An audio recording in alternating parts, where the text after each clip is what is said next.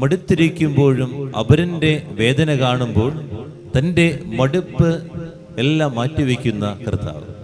നമുക്ക് മനസ്സിലാകണം, ഈ വചനത്തിൻ്റെ ആദ്യ ഭാഗത്ത് ഇങ്ങനെയാണ്: അവർ വിജന സ്ഥലത്തേക്ക് പോവുകയാണ്.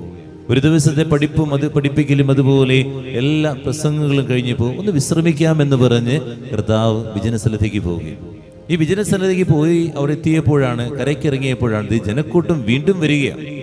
ജനക്കൂട്ടം വീണ്ടും അവൻ്റെ യേശുവിൻ്റെ അരികിലേക്ക് വന്നപ്പോൾ അവൻ പറഞ്ഞത് വേറെ ഒന്നുമല്ല, എനിക്ക് മടുത്തിരിക്കുകയാണ്, എനിക്ക് പറ്റണില്ല കേട്ടോ, എനിക്ക് ആകെ വയ്യാതിരിക്കുകയാണ്, എനിക്കിത് ചെയ്യാൻ പറ്റില്ലെന്നല്ല യേശു പറഞ്ഞത്. അവരെ കണ്ടപ്പോൾ അനുകമ്പ തോന്നി എന്നുള്ളതാണ്. അനുകമ്പ തോന്നി വീണ്ടും അവരെ പഠിപ്പിക്കാൻ തുടങ്ങി എന്നുള്ളതാണ്. നമ്മളൊക്കെ ആണെങ്കിൽ എന്ത് ചെയ്യുക? ആരെങ്കിലും കുറേയേറെ ജോലി കഴിഞ്ഞ് നമ്മൾ വരുമ്പോൾ ഒന്ന് ചെയ്തു തരുമെന്ന് ചോദിക്കുമ്പോഴേക്കും തൂക്ക ചെയ്ത് ഞാൻ വരണേന്നറിയാമോ, ഇനി നിനക്കും കൂടി ചെയ്യണോ, ഇത് എവിടെ നിന്ന് വരണേ, എനിക്കൊന്നും പറ്റുന്നില്ല, ഈ ചോദ്യം നമ്മുടെ ഉള്ളിൽ നിന്ന് വരിക. എന്നാൽ യേശു പറയുന്നതല്ല, അവരെ കണ്ടപ്പോൾ അനുകമ്പ തോന്നി എന്ന് പറയുന്നത്. നമുക്ക് അത്രയും ബുദ്ധിമുട്ട് നമ്മുടെ ജീവിതത്തിൽ ഉണ്ടാകാം, അത്രയും വേദന നമുക്കുണ്ടാകാം, അത്രയും വിഷമം നമുക്കുണ്ടാകാം.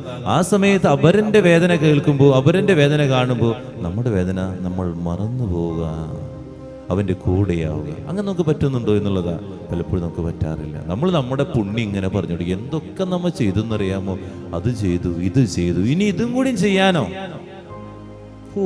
നടക്കുന്ന കേസ്. ഇതാണ് നമ്മുടെ ലോകം. എന്നാ യേശു പഠിപ്പിക്കുന്നതല്ല. മടുത്തു വരുന്നവന്, മടുത്തിരിക്കുന്നവൻ്റെ വേദന കേൾക്കാൻ പറ്റുന്നുണ്ടോ? കർത്താവ് അതാണ് ചെയ്തത്. കർത്താവിൻ്റെ ആ സ്വഭാവം അതാ. അല്ലാതെ നമ്മുടെ വലിയ കാര്യങ്ങൾ പറഞ്ഞ് പുണ്യം പറഞ്ഞ് അവനെ വേദനിപ്പിച്ച് പോകുന്നതല്ല. പ്രാർത്ഥിക്കുക, ധ്യാനിക്കുക.